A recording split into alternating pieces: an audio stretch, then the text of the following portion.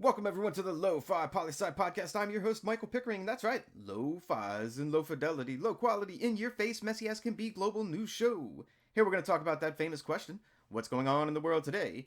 It's Tuesday, Lo-Fi Nation, and you know what that means. It's time for Tuesday's Top 10 List. Every Tuesday, we look at global indicators and surveys to see what countries hold the top 10 rankings in particular categories. We cover things like GDP, GDP per capita, HDI, GINI, largest populations, largest countries by size, happiest countries, and many, many more. And if you're unsure what some of those things are, no worries, Lo-Fi Nation. We'll cover what each of them mean before we jump into the list. Today's top 10 list, largest countries in the world by geographic size. And no more waiting, let's jump right into it. And starting off our list at number 10 is Algeria in North Africa. Number 9, Kazakhstan in Central Asia. Number 8, Argentina in South America. Number 7, India in Central and South Asia. Number 6, Australia. You know it, that big island country continent in the Southeast Pacific Ocean. Number 5, Brazil in South America. Number 4, the United States. Number 3, China. Number 2, Canada. And coming in at number 1 for the largest country in the world is Russia! Yeah, that's right. Congratulations to all of our top 10 largest countries in the world for likely stealing a lot of other people's land to make it your own. No, but really, Lo-Fi listeners, why do we even bother looking at a list such as largest countries by size? What difference could this make for anything dealing with poli-sci? And that, Lo-Fi Nation, is the question for today. So what does it mean to us in poli-sci when a country is massive in size? Well, first off, it means they likely have great biodiversity within their borders, meaning resources. Lots and lots of different types of resources available to them. Secondly, it means they likely have a lot of people living in the country. And put 2 and 2 together, and you get the potential for great economic prosperity.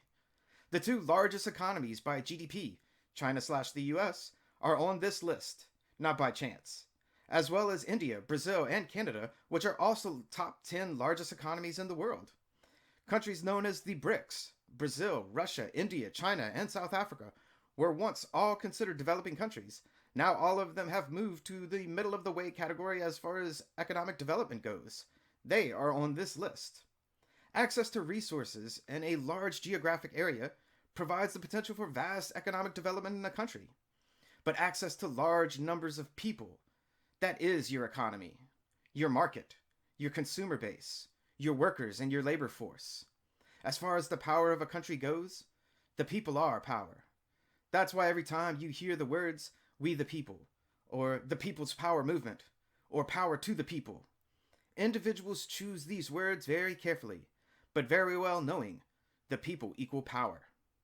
So why do we bother with a list about the geographic size of countries in a poli-sci podcast?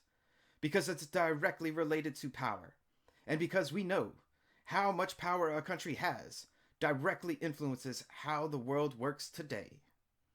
And that's this Tuesday's Top 10 List. Please write in with your questions, comments, or requests for our new segments or a new Top 10 global list you want to see at lofipolisci@planetmail.com. That's Lofi, L-O-F-I, Poli, P-O-L-I, Sci, S-C-I, at planetmail.com. Let me say thank you so much for listening. Stay safe, wash those hands, and I'll see you on the next episode of the Lo-Fi Poli-Sci Podcast. Pickering, signing off.